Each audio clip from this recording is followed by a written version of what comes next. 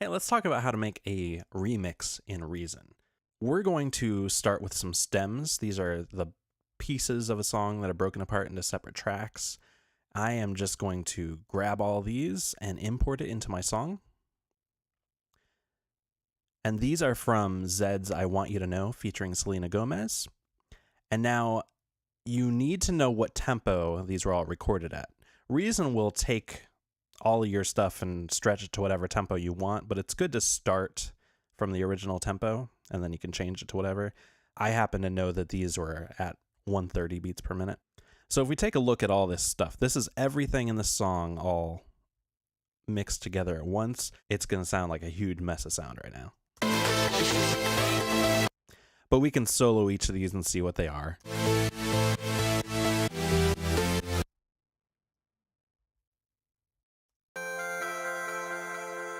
I'm going to use very little of this original stuff for my remix. I'm going to make something that's kind of a Donkey Kong Legend of Zelda mixed with the vocals. I am going to keep this arpeggio thing here.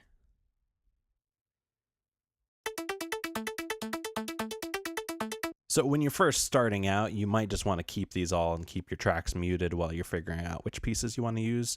You could also like grab one of these and then bounce it to a new sample, and that way you could use it in, you know, your NNXT or your Kong Drum Designer, one of those other samplers, instead of having to copy and paste this throughout the song however you want it to. But that's totally personal preference. So I've got my samples here from Donkey Kong and Legend of Zelda. I'm going to figure out how I'm going to make a basic beat with these. So I'm going to find something that will work for a kick drum. We've got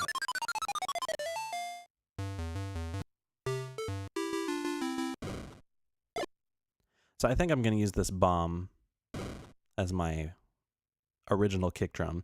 And you'll see my Kong Drum Designer starts with a kit. I don't want to use that, so I'm just going to reset the device, clear it all out, and then I can just drag my sample and use it as my kick drum. And I'm going to trigger that with my keyboard that I have hooked up. And you'll notice there's a little bit of a delay from when it starts, so I'm going to bring my sample start up a little bit so it starts at after that silence. That sounds pretty good. And then to make it even deeper of a sound, I'm going to add a low tone generator to that kick as well. So I don't want that high pitch, I want something really low. And that makes it a lot punchier, because obviously these weren't meant to be drum samples, so we're going to tweak that a little bit. For the snare, I'm going to use this sword sound.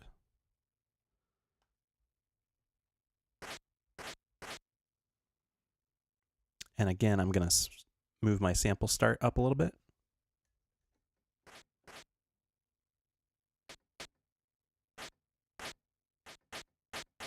Maybe right there. And to fill that out a bit, instead of a tone, I'm going to add a little bit of noise.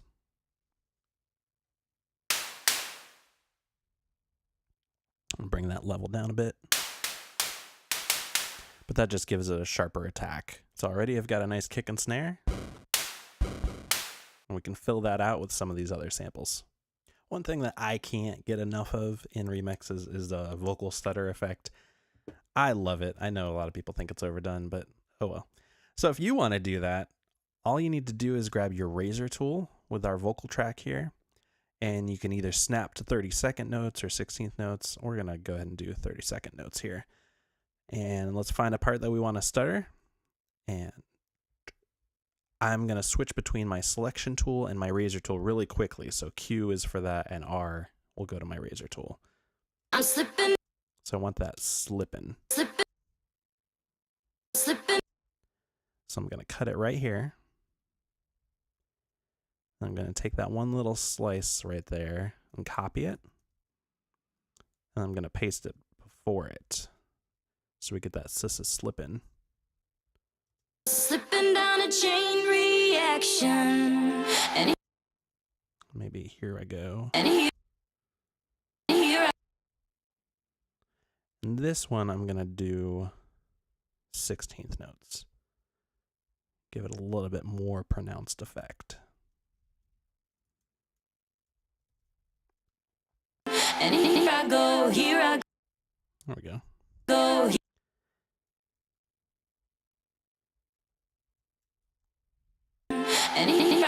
here. All right, a little goofy right there, but you get the idea. And you'll notice I'm just pasting right on top of the original waveform. If I get rid of those, well, not that one, that was the original. If I get rid of these other ones, you'll see that that waveform is still under it. Reason's just going to play back whatever is layered on top, which makes this really quick and easy. And here I go. Here. There we go. Here we go. And here I go. Here I go. Here I go. Go. The next thing I'm going to do is I'm going to provide some craziness for a breakdown part. So I have one section of the vocals cut up here. I want you to know that it's a time. If I double click that, I can see all the different slices where Reason thinks those transient hits are. And I can right click that and bounce it into a Rex loop. And these are loops that Reason has that the tempo can change because they'll just put those slices closer together or further apart. So now I've got this vocal Rex loop, and I'm going to go ahead and create a Dr. Rex loop player for that, or Dr. Octarex. Clear that out. And now I'm going to go back to my song samples. I want you to know that it's a time. Throw that in here. And now I have it to play with. I want you to know that it's a time. So what I can do is I can grab each of these individual slices and pan them differently, mess with my filter. So I'm going to bring that down. I want you to know. And now, instead of clicking on each of these and moving the knobs, I'm going to go into slice edit mode and mess with my panning so I can get it back and forth quite a bit. I want you to know. And then I'm also going to change the frequency filter. Or filter frequency, sorry. I could just kind of draw like that too. I want you to know that it's a time. We can also change how long each of these samples is. So if I wanted to shorten it up a bit, I can cut them off by bringing the decay down.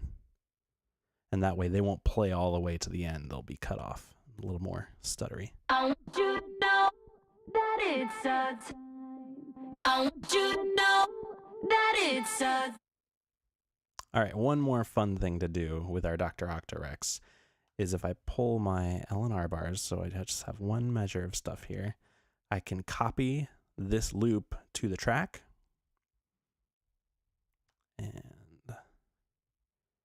if I open that up, I can now take each of these slices and move them around. So I'm triggering different ones. So I just have a huge mess of that vocal loop that I used to have. I want you to know.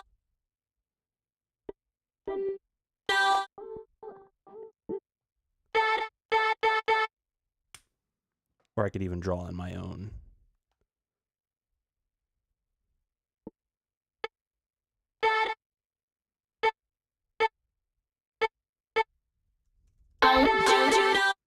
And that way we've taken our vocal track and just completely destroyed it for some breakdown section like I'm going to use.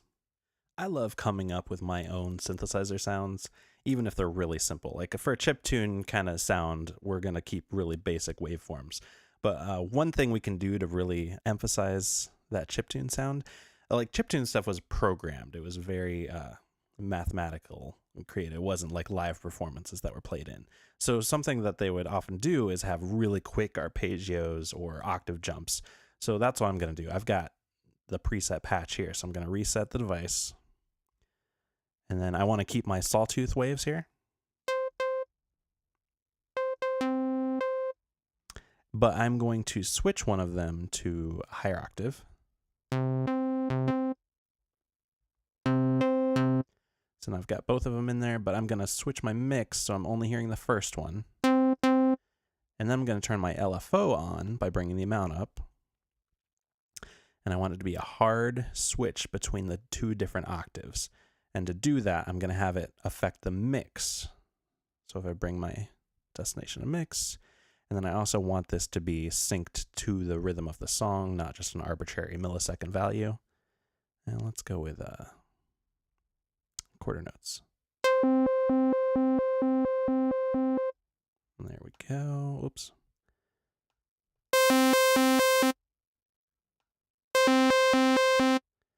And I'm even going to add a little bit of noise to my second oscillator. There we go. Nice, quick, easy, not authentic, but sounds very chiptune-y to me. While we're on the topic, I'm also going to add a really just crazy percussive background stuff to the breakdown, and I'm going to do that with some noise. So I'm going to reset this and just turn on my noise, bring my mix all the way over to that. So now all I'm hearing is noise from this subtractor. But I want it to kind of be triggered very randomly. So I'm going to hook up a matrix.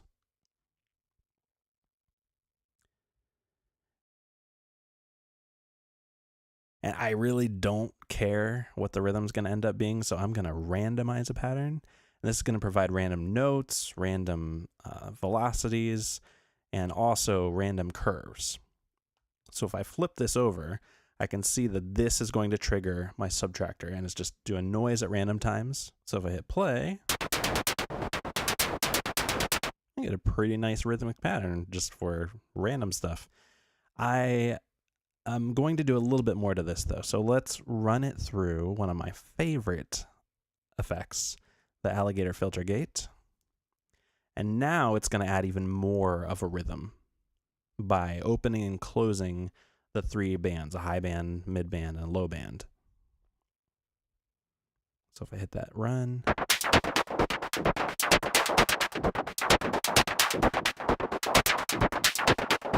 not too bad. And finally, why not? Let's run it through a Audiomatic. This is just to throw some sort of built-in effect on the whole sound. Let's throw it in the radio. Yeah.